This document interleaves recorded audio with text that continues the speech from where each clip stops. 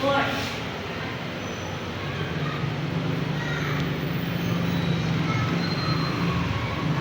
These are a squared plus u squared is equal to 8 tan theta. A squared minus u squared is equal to 8 sin theta. And u squared minus a squared is equal to 8 secant theta. Where a is our constant and u is the factor. So let us have an example. The integral of x over the square root of 36 minus x squared dx.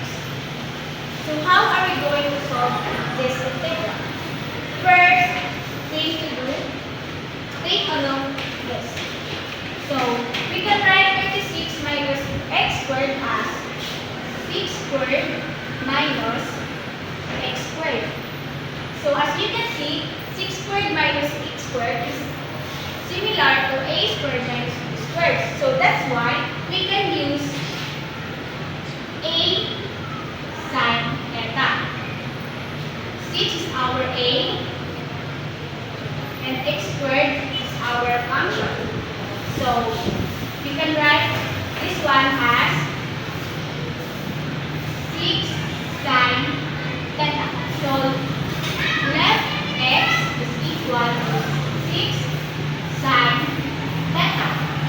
And the dx of 6 sin theta is equal to 6 cosine theta dθ. So now we have the value of x and dx. So let us substitute the value of x, which is 6 sin theta, and 36 minus 6 sin theta raised to the square. X equal to 6 sin theta and dx is equal to 6 cosine theta. And let us substitute the value of dx. 6 cosine theta is equal to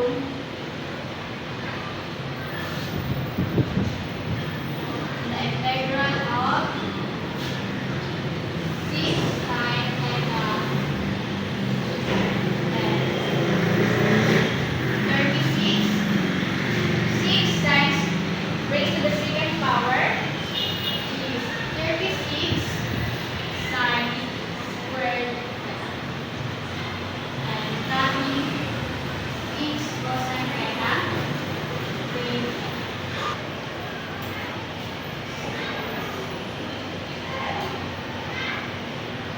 let's copy 6 sin theta and let us factor out 36.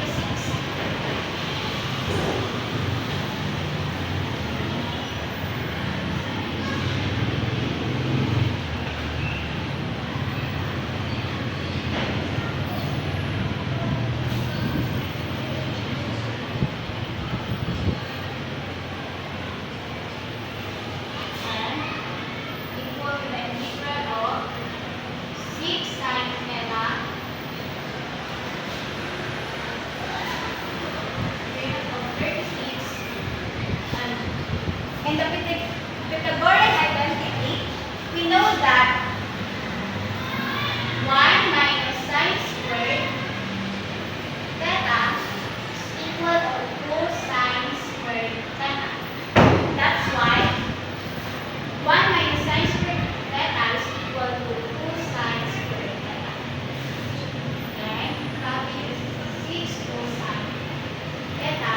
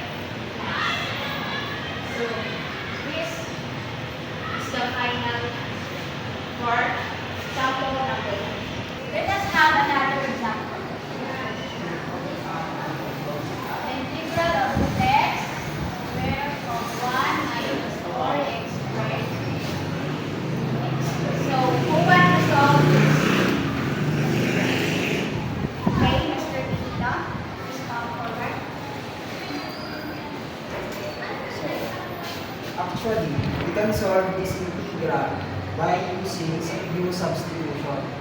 But since the discussion is all about the trigonometric substitution, we will use this form, a squared minus u squared.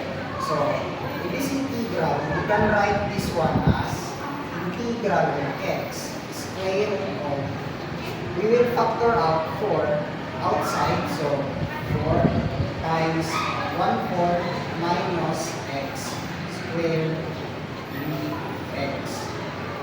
So, the integral is still the same if we will distribute 4 to this equation.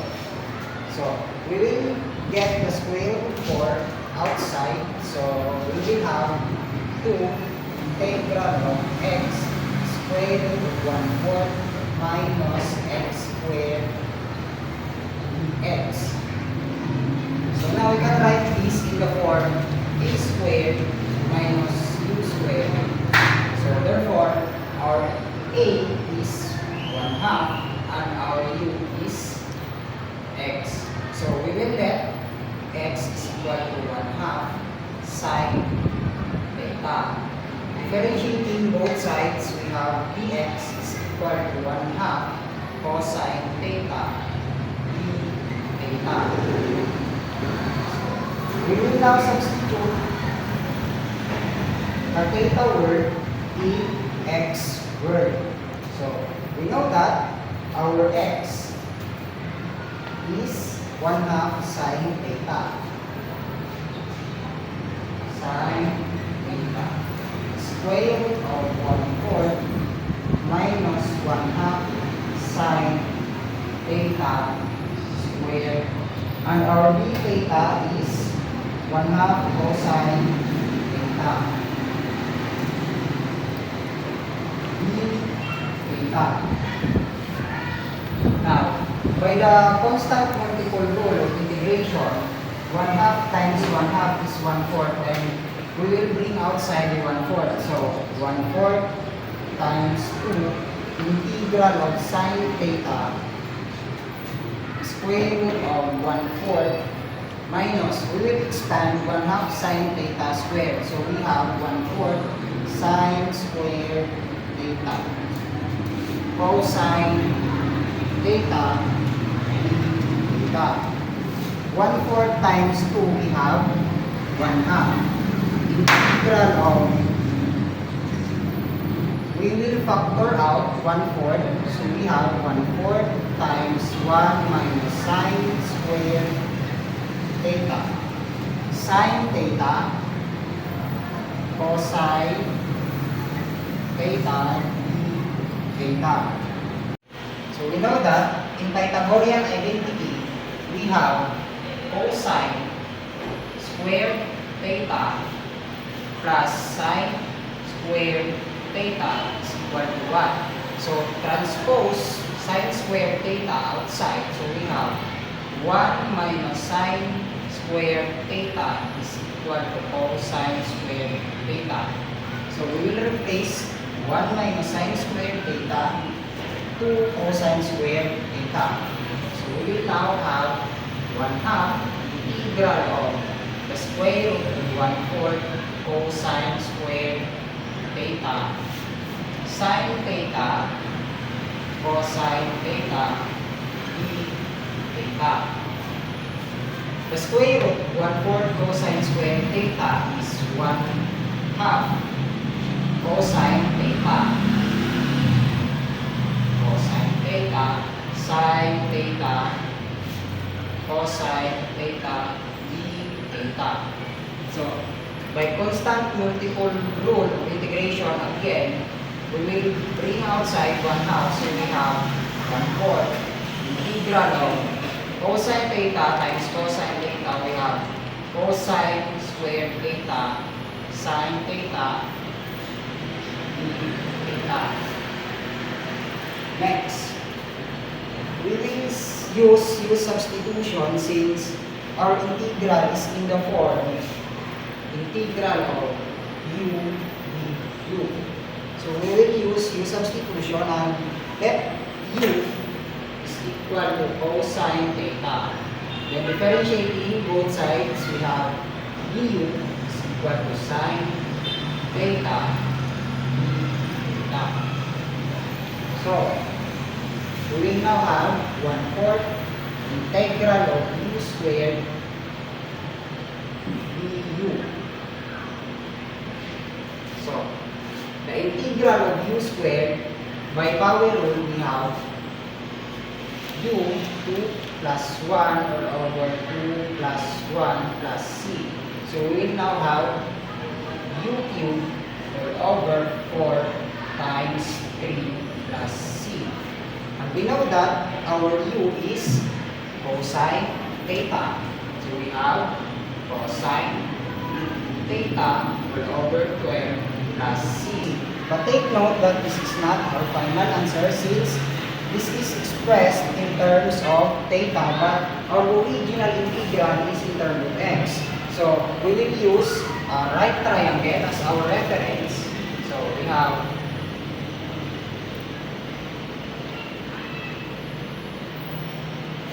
since we have 1/2 sine theta,